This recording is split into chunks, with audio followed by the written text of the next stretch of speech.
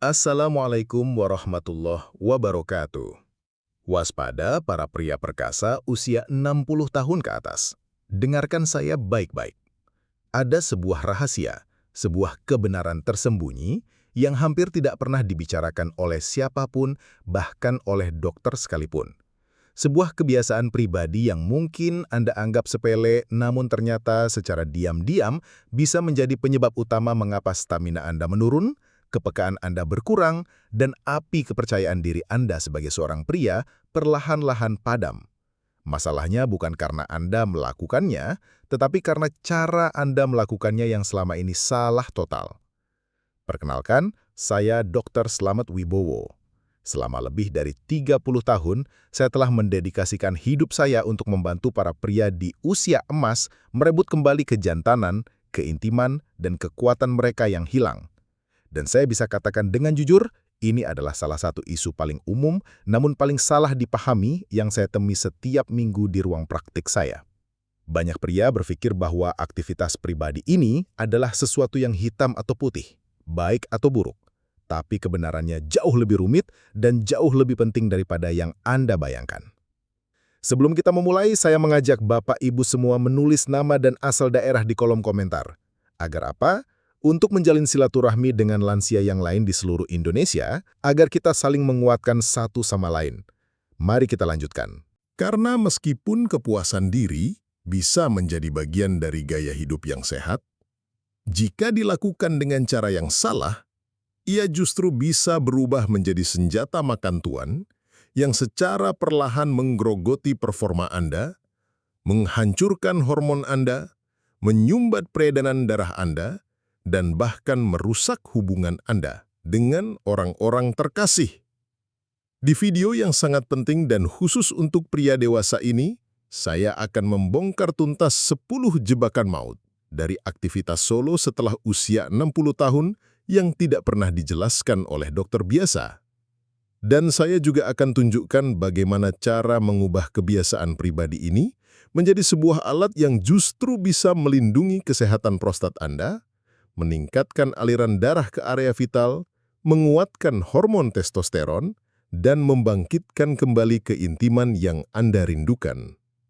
Sebelum kita selesai, saya juga akan bagikan sebuah teknik kuno 7 detik yang selalu saya ajarkan kepada pasien-pasien saya untuk membantu memulihkan ketegangan dan gairah secara aman, efektif, dan tanpa obat sama sekali. Mari kita mulai, karena kejantanan dan kepercayaan diri Anda berhak mendapatkan kebenaran ini. Jika informasi ini terasa penting bagi Anda, sebagai tanda kita terhubung, silahkan tulis nama dan asal kota Anda di kolom komentar. Mari kita mulai dengan bahaya pertama yang tidak pernah kita duga. Karena dia tidak menyerang fisik Anda, melainkan jiwa Anda. Jebakan maut pertama, penjara kesepian yang tidak terlihat. Saya teringat duduk berhadapan dengan salah satu pasien saya, seorang pensiunan kepala sekolah dari Solo, usianya 67 tahun. Ada sorot mata yang begitu sendu, jenis beban yang tidak datang dari usia, tapi dari perasaan terasing dan tidak lagi dibutuhkan.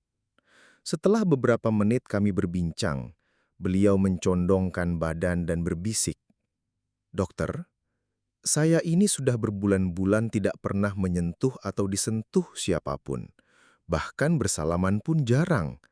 Tapi saya masih mengurus diri sendiri.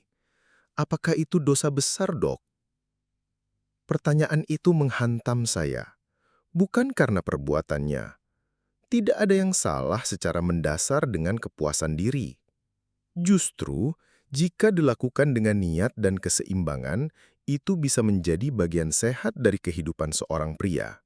Masalah terbesarnya adalah apa yang terjadi ketika aktivitas itu menjadi pengganti dari keintiman, bukan lagi menjadi pendukungnya. Banyak sekali pria di usia 60-an, 70-an, bahkan 80-an yang tanpa sadar telah terhanyut dalam sebuah rutinitas yang sunyi. Pelepasan solo menjadi sebuah pelarian, sebuah kebiasaan, sebuah cara untuk merasakan sesuatu walau hanya sesaat. Dan pelan-pelan, tanpa mereka sadari, mereka berhenti berjuang untuk mencari hubungan dengan orang lain, baik secara emosi, romantis, maupun sosial. Aktivitas solo itu mengisi kekosongan jiwa hingga kekosongan itu berubah menjadi sebuah jurang yang sangat dalam. Ini bukan lagi hanya tentang seks, bapak-bapak. Ini tentang penarikan diri yang halus namun sangat menyakitkan dari kehidupan. Dari hangatnya sebuah pelukan, dari riangnya tawa bersama sahabat, dari tatapan mata penuh arti, dari perasaan dihargai sebagai seorang laki-laki, bukan hanya sebagai seorang pasien atau pensiunan. Saya telah melihat pria-pria hebat kehilangan keinginan untuk bergaul, untuk menyentuh, untuk terlibat dalam kegiatan masyarakat, hanya karena kepuasan solo terasa lebih mudah dan lebih aman daripada menghadapi kerapuhan dan kemungkinan penolakan dalam sebuah hubungan yang nyata. Dan inilah kebenaran yang harus saya katakan dengan lantang. Sentuhan fisik dari orang lain adalah obat. Itulah yang memastikan sirkuit kemosi Anda tetap hidup, hormon testosteron Anda tetap terpacu, dan harga diri Anda sebagai seorang pria tetap menyala. Saat Anda berhenti menjangkau ke orang lain, dunia Anda mulai menyusut. Bukan karena Anda menua, tapi karena Anda telah berhenti percaya bahwa masih ada orang yang menginginkan apa yang bisa Anda berikan. Jadi, jika Anda merasa diri Anda semakin menyendiri, jika aktivitas pribadi Anda telah menjadi satu-satunya sumber kehangatan, itu bukanlah sebuah kegagalan. Itu adalah sebuah sinyal darurat, sebuah pengingat bahwa Anda diciptakan untuk lebih dari itu. Dan percayalah, lebih itu masih sangat mungkin untuk Anda raih kembali. Menuntut kembali hubungan itu tidak harus berarti mencari pasangan baru. Terkadang ia dimulai dari hal kecil, menelpon sahabat lama, bergabung dengan komunitas di masjid atau gereja, atau sekadar memulai obrolan dengan tetangga baru. Keintiman bukan hanya fisik, ia adalah tentang merasa dilihat, didengar, dan kembali menjadi manusia seutuhnya. Jebakan maut kedua. Luka tak kasat mata yang menggerogoti kepekaan. Belum lama ini, seorang pasien berusia awal 70-an dari Medan datang kepada saya dengan sebuah kekhawatiran yang beliau sampaikan dengan suara bergetar karena malu.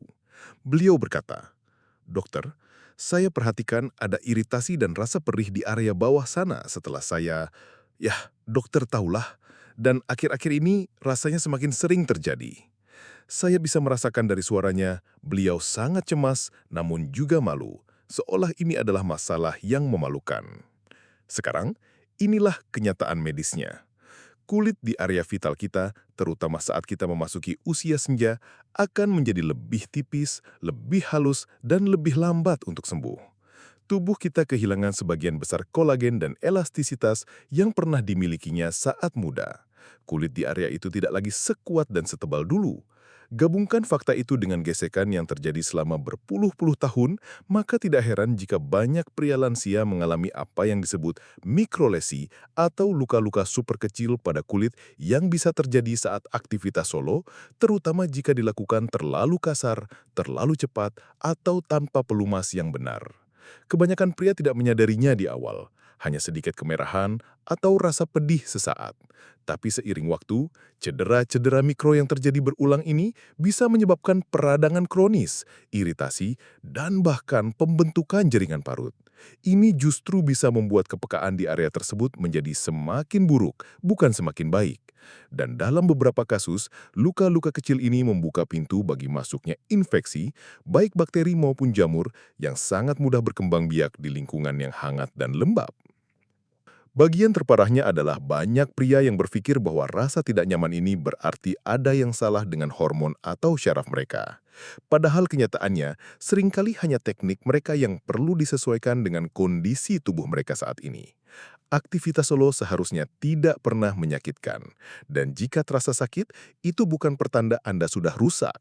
Itu adalah pertanda bahwa pendekatan Anda harus ikut menua bersama tubuh Anda. Jadi, apa yang bisa Anda lakukan? Pertama, perlakukan dengan lembut. Anda bukan lagi berusia 25 tahun, dan itu bukanlah sebuah kelemahan, itu adalah sebuah kearifan untuk merawat tubuh Anda dengan lebih hati-hati. Kedua, wajib gunakan pelumas berbahan dasar air yang berkualitas. Bukan ludah, bukan sabun, apalagi minyak jelantah. Pelumas yang benar akan mengurangi gesekan secara drastis, mencegah robekan, dan justru membantu mempertahankan kepekaan dalam jangka panjang. Ketiga, perlambat tempo. Anda tidak sedang berlomba. Ini adalah tentang hubungan dengan diri sendiri, bukan tentang mencapai garis finish secepat mungkin. Saya sering memberitahu pasien saya, fase kehidupan ini bukan tentang mengurangi kesenangan, tapi tentang mencari kesenangan yang lebih kualitas, yang lebih cerdas, yang menghormati tubuh dan menghargai perjalanan panjang yang telah dilaluinya. Tidak ada yang memalukan dalam menyesuaikan cara Anda menyentuh diri sendiri, justru ada kekuatan di dalamnya. Anda sedang belajar untuk bekerja sama dengan tubuh Anda, bukan melawannya. Dan itulah wujud kejantanan sejati di usia senja.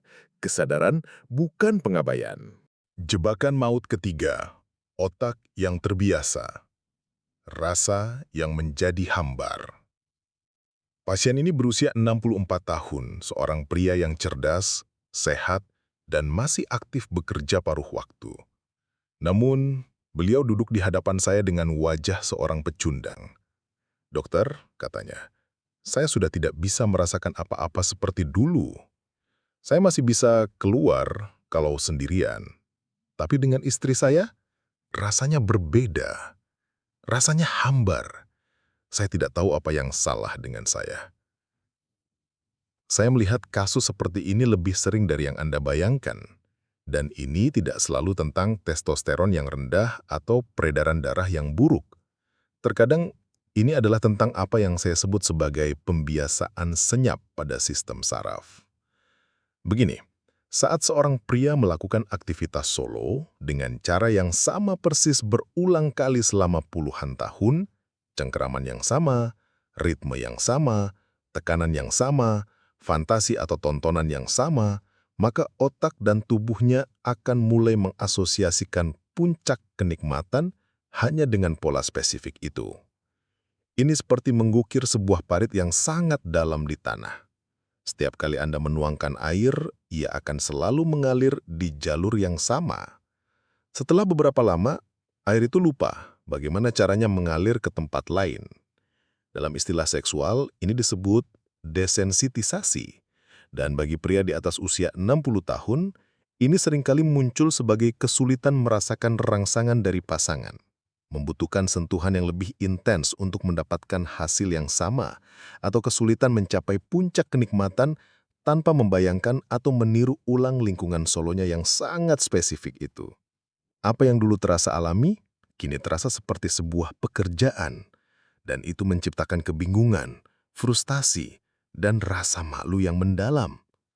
Tapi ini bukanlah sebuah kegagalan moral, bukan pula kegagalan medis. Ini adalah sebuah pembiasaan neurologis. Dan kabar baiknya adalah, apa yang sudah terbiasa bisa juga diubah kebiasaannya.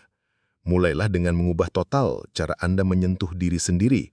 Ubah kecepatannya, ubah cengkeramannya, jelajahi posisi yang berbeda.